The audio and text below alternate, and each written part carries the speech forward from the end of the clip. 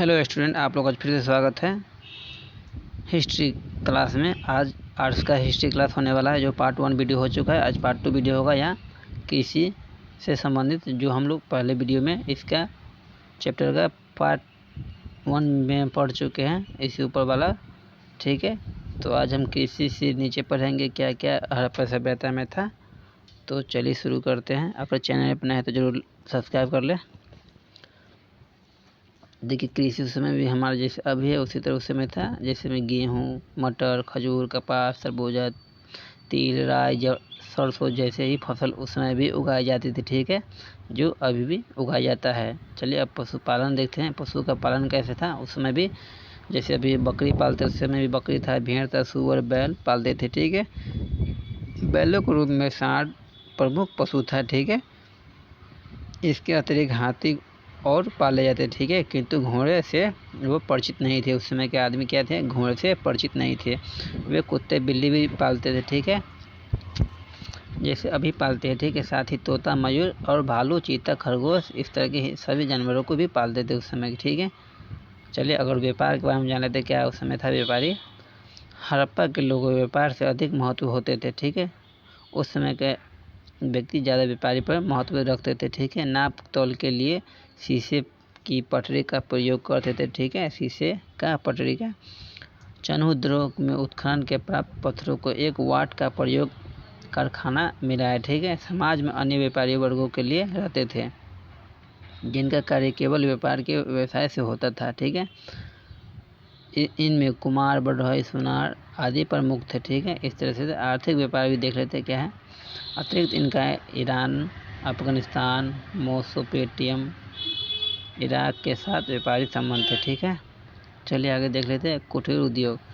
कुटीर उद्योग क्या था, तो कुम्हारों के द्वारा चाक से निर्मित मिट्टी का मूर्तियाँ, खिलौने, बर्तन, अतिरिक्त ईंटें का निर्माण भी बड़े पैमाने पर किया जाता था। ठीक है, इस काल में हाथी का दांत, जानते हैं ना, हाथी के दांत, सीपीओ धातु के विभिन्न आभूषण बनाए जाते थे। ठीक है, मापतौल से कुछ संबंधित देख लेते हैं इम्पोर्टेंट बातें।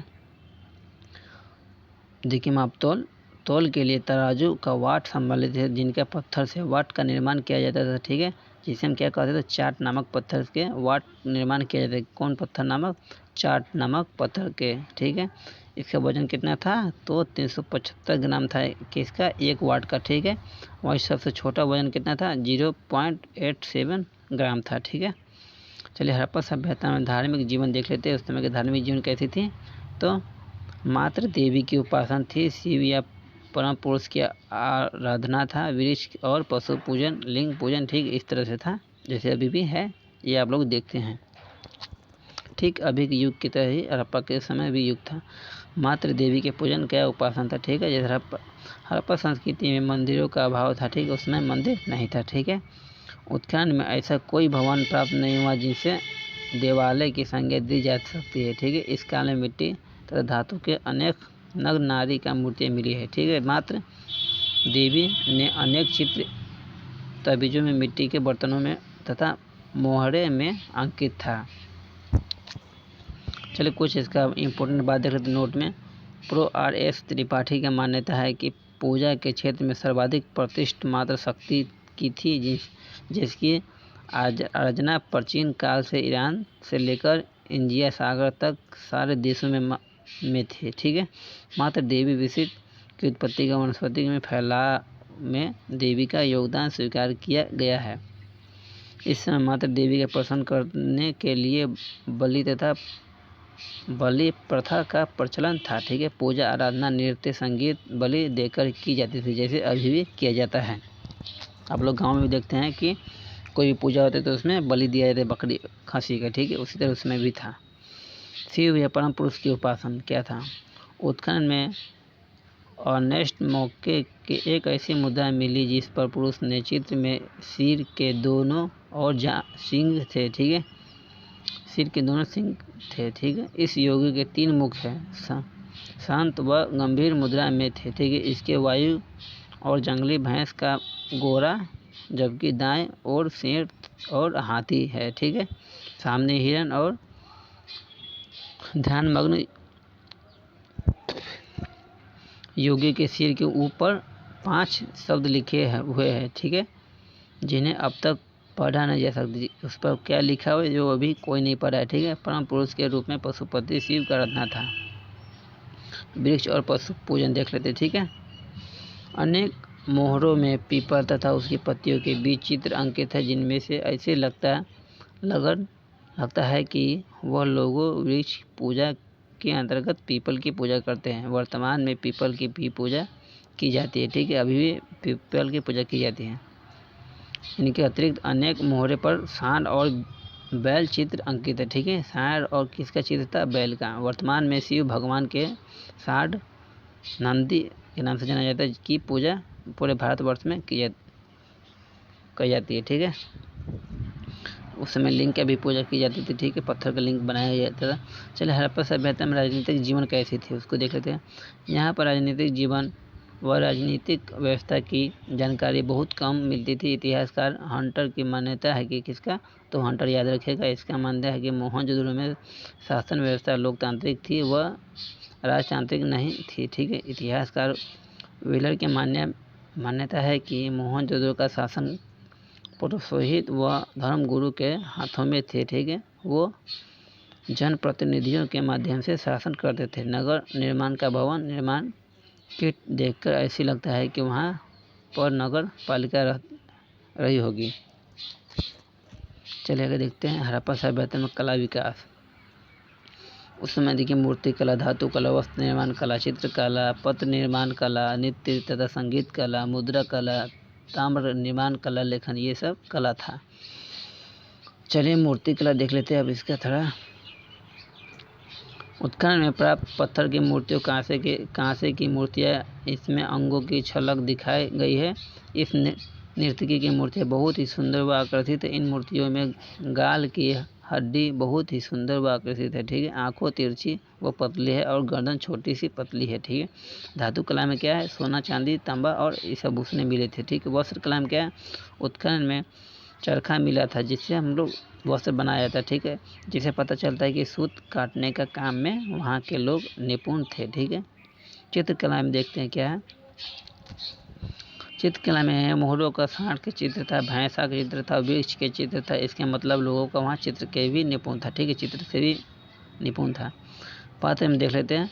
निर्माण कला, मिट्टी के पात्र बनाने में पानी भरने के लिए तरह तरह के घड़े, अनाज रखने के लिए छोटे अनेक प्रकार के भांडा, मिट्टी के खिलौने, इनका मतलब वह पात्र निर्माण कला का निपुण थे, ठीक है। नृत्य तथा संगीत कला। नृत्यांगना की मूर्ति मिली थी। पत्थरों पर तलवे तथा ढोलक के चित्र मिलते थे, ठीक है। मुद्रा कला देख लेते हैं। उत्खनन में भिन्न भिन्न प्रकार के पत्थरों, धातु तथा हाथी के दांत व मिट्टी की 600 मोहरे मिले थे। कितने? 600 मोहरे। ये सब आप याद रखिएगा, 600 मोहरे में ये सब वन ऑब्जेक्टिव में बहुत इंपॉर्टेंट आएगा, जो हम ऑब्जेक्टिव कराएंगे इस चैप्टर खत्म होने के बाद जस्ट, ठीक है, नेक्स्ट वीडियो में। जिन पर एक और पशुओं का चित्र था और दूसरी ओर किसका? लेख का चित्र था, ठीक है। ताम्र निर्माण कला। उत्खनन में अनेक ताम्र पत्र मिले थे जो वर्गाकार व आयताकार के हैं, ठीक है। इनमें पशुओं का, मनुष्य के चित्र मिले थे। पशु में बैल, भैंस, घोड़ा, सांडा, हाथी और शेर आदि, मनुष्य में योगी के चित्र बने मिले थे, ठीक है। और लेखन कला देख लेते हैं। लेखन कला क्या है? उत्खनन में कोई भी लिखित शिलालेख या ताम्रपत्र नहीं मिला है, लेकिन फिर भी विद्वानों में मतभेद है, ठीक है, तथा दाएं व बाएं से दाएं दोनों ओर लिखी जाती है। हड़प्पा लिखी विशेषता, वहाँ का देखिए कुछ विशेषता देख लेते हैं। यह लिपि दाएं से बाएं की ओर लिखी जाती है। किसे दाएं से बाएं की ओर, ठीक है। यह लिपि चित्रात्मक लिपि है। इस लिपि में 375 से 400 चिन्हित थे। कितना? 375 से 400 चिन्हित थे। इस लिपि में आज तक कोई समझ नहीं पाए, ठीक है, इस लिपि के बारे में। यह एक रहस्य लिपि है, ठीक। इसी के कारण हड़प्पा सभ्यता के बारे में हमें ज़्यादा जानकारी नहीं मिल सकी है, क्योंकि हड़प्पा के लिपि में आज तक विद्वान समझ नहीं पाए हैं। किसका? हड़प्पा लिपि के बारे में। हड़प्पा लिपि में देख लेते क्या है शिल्प कला। शिल्प कार्य का अर्थ होता है कि शिल्प से जुड़ी कार्य करना, जैसे मन के बनाना, ठीक है। शंख की कटाई करना, धातु से जुड़ी काम करना, मोहरे बनाना, बाट बनाना, ये सब की जाती है, ठीक है। चलिए आगे देखते हैं हड़प्पा सभ्यता मानकों को कैसे बनाया जाए। मानको सेल खाड़ी नामक पत्थर से बनाए थे। किस पत्थर से? तो सेल खड़ी नमक। ये सब ऑब्जेक्टिव में पूछेगा और 100% पूछेगा, ठीक है। मानको कार्नेलियन नामक पत्थर से भी बनाए जाते हैं। कौन? कार्नेलियन पत्थर से भी बनाए जाते हैं। मानको जैसर नामक पत्थर से भी बनाए जाते हैं, ठीक है। मानको तांबे के भी बनाए जाते हैं। मानको सोना के भी और कांस ये सब के भी बनाए जाते हैं, ठीक है। मानको हड़प्पा सभ्यता का एक मुख्य सभ्यता है। हड़प्पा सभ्यता के पतन के कारण क्या है? पतन के कारण चलिए देख लेते हैं आज। जलवायु परिवर्तन, प्राकृतिक आपदा और भूकंप, आजकल महामारी, अकाल महामारी और बाहरी आक्रमण, ये सब के कारण ही उसका पतन हो गया है। चलिए वनों की कटाई, नदियाँ के सूखना, नदियों के मार्ग बदलना, ये सब है उस समय की पतन होने के कारण, ठीक है। ये सब अगर चला जाएगा तो अभी भी पतन हो सकता है, ठीक है ना। तो आज यहीं तक क्लास चलेगा। हिस्ट्री क्लास चैप्टर 1 समाप्त हो गया। आप लोग के बीच अब इसका ऑब्जेक्टिव होगा। ज्योग्राफी की भी क्लास हो चुका है, तो नेक्स्ट वीडियो में इसका ऑब्जेक्टिव मैं लेकर आऊँगा। तब तक के लिए चैनल बने रहे और सब्सक्राइब कर लें।